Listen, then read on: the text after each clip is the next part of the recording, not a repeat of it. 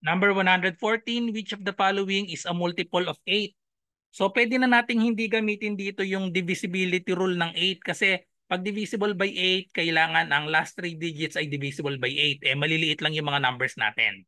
So ang gamitin nating technique dito, isubtract natin ng isubtract yung mga multiples ng 8. So 1/3, isa-isayin lang natin. Ang 138 kasi subtractan natin agad ng 80. Bakit 80? Divisible sa 8 yung 80, syempre. So 138 minus 80, that is equal to 58.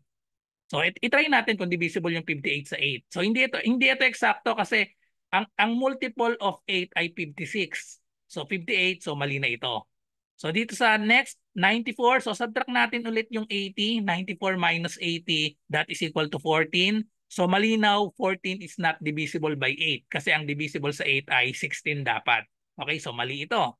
So pag 296 naman, ang pwede nating isubtract dito yung 200 kasi yung 200, 400, 600, 800 divisible sa 8 yon. Okay, so subtract natin ng 200, may matitira pang 96. Tapos subtract ulit natin yung madaling multiple ng 8, yung times 10, 80. So ang matitira dito ay 16. So 16, that is divisible by 8 kasi ang sagot ay 2. So therefore, the correct answer is letter C, 296.